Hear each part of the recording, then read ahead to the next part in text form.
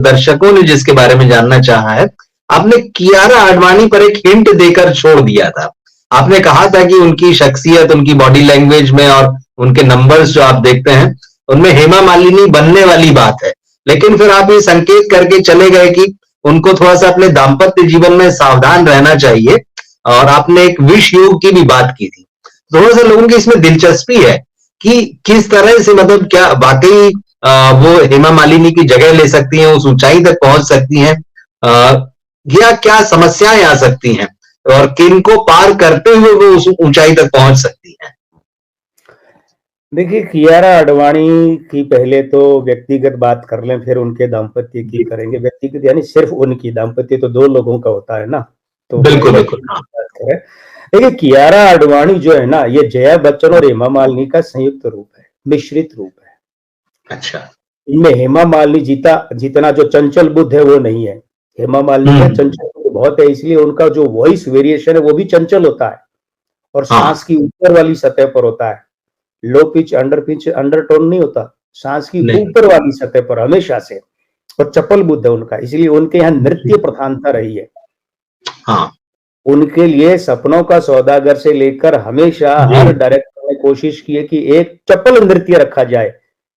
Choreography तो वो भी होती है, जो आंधी फिल्म में तुम आ गए और नूर आ गया, वो भी कोरियोग्राफी है। चपल शशि कपूर छाप नृत्य रखा जाए। हिंदी फिल्मी उद्योग में ये सिर्फ दो ही पुरुष नायक ऐसे रहे हैं जो चपल चंचल बुद्ध वाले रहे, इसलिए इनका नृत्य हमेशा चपल चंचल रहा है। इनका 60% ऋषि कपूर में रहा है। तो हेमा मालिनी के यहाँ जो उतना चपल बुद्ध है वो तो कियारा के नहीं है, इसलिए नृत्य वैसा नृत्य प्रधान जैसा बैजंती माला को, वहीदा रहमान को या हेमा मालिनी को मिलता था, वैसा कियारा आडवाणी को नहीं मिलेगा वो नृत्य, शास्त्रीय नृत्य। लेकिन उसके अलावा हेमा मालिनी की अंग ज्योतिष भी है जी। और दूसरे जया बच्चन का जो नेतृत्वकारी यानी ग्रहों का नेतृत्वकारी जो अभिनय होता है, जिसको हम आंखों से कहते हैं। जी जी। जया बच्चन के अभिनय में चपलता, चंचलता और स्थिरता दोनों होती थी, वो कियारा आडवाणी के। और मैं तो ये कहता हूं कि प्रभु मेरे कहे की रक्षा करे, लेकिन मेरे जैसा अगर ज्योतिषी और उसके नियमित और निरंतर मार्गदर्शन में कियारा आडवाणी रहे ना, तो मैं तो क्या पहुंचा दूं, लेकिन मेरी माई और बाबा जो है उन्हें हेमा मालिनी के लेवल पे पहुंचा दे। लेकिन क्या होता है, सही गाइडेंस, सही निर्देशन, मार्गदर्शन बहुत जरूरी होता है। सही समय, हाँ सही मार्गदर्शन, बिल्कुल ठीक बात है। वही टैलेंट वो समय भी जीवन में आना चाहिए ना, वो समय भी जीवन में आना चाहिए। वो समय आना चाहिए, वो समय आ गया है, ये बताने वाला कौन होगा। आप ट्रेन में सफर कर रहे हैं और आपको दादर उतरना है और आप सो गए, अब दादर सही समय पे आएगा, ये जगाने वाला भी तो चाहिए, वरना तो दादर निकल जाएगा। आप बताते रहेंगे हाय मेरा दादर, हाय मेरा दादर, और वो निकल गए। ये सही। और उसके बाद में आपको ये दादर है, देखो यहाँ ऐसे उतरते हैं, आपको जहाँ जाना है देखो ये वो है, चलिए मैं आपको ले चलता हूँ। ज्योतिषी यही तो होता है। बिल्कुल। लेकिन अगर ढंग का मार्गदर्शन, ज्योतिषीय मार्गदर्शन, क्योंकि देखिए आप भी जानते हैं फिल्म उद्योग में प्रतिभा और सुंदरता वाले बहुत लोग आए हैं, बहुत आए और गए, वो सबका वो मुकाम नहीं बना।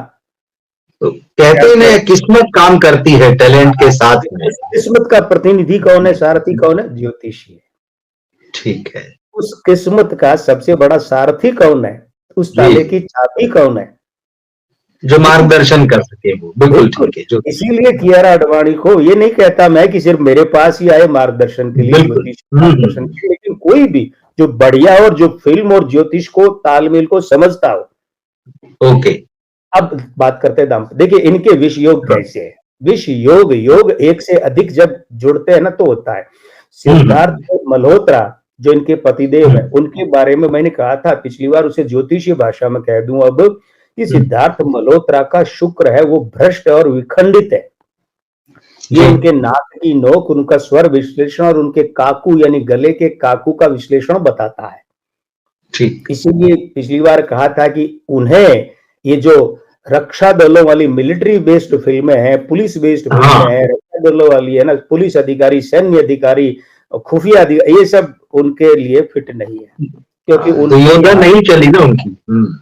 नहीं चलेगी भी नहीं। देखिए वो जो एक कैप्टन विक्रम बत्रा वाली जो चली, हाँ, शेरशाह। आप ध्यान दीजिए, उसमें सिद्धार्थ मल्होत्रा को सबसे बड़ा भाग्य का सहारा कियारा आडवाणी का मिला था।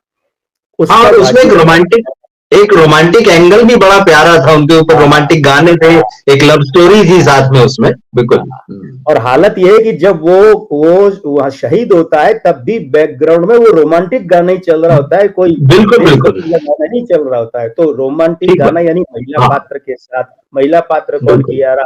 तो कियारा के भाग्य ने वहां बहुत बड़ा योग किया। आप इस बात को यूं समझिए कि जंजीर फिल्म जब थी तो उसके लिए हीरोइन कोई हानि कर रही थी, और अमिताभ बच्चन के लिए जया बच्चन ने हाँ, तब जया भादुड़ी ने हाँ किया। जया भादुड़ी के भाग्य से वो फिल्म सुपर डुपर हिट हुई, और अमिताभ बच्चन तो 13 फिल्में सुपर फ्लॉप दे चुके थे। और वो रोल कैसा था, छोटा सा था, कोई भी कर सकती थी। लेकिन होता क्या है, आपके साथ अगर कोई बड़ा आदमी थोड़ी देर के लिए भी खड़ा रहता तो आपकी इज्जत बढ़ जाती है। ठीक बात है।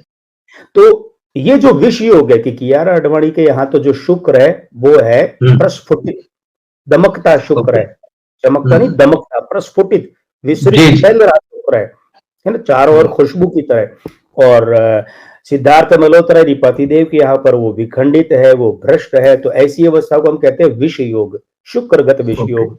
तो देखिए, अच्छी बात है, प्रभु उनके दाम्पत्य को बहुत चलाए, हमेशा के लिए चलाए, लेकिन मेरी नजर में ये दाम्पत्य, इसकी सफलता ज्यादा लंबे समय तक चलना संदेहास्पद है।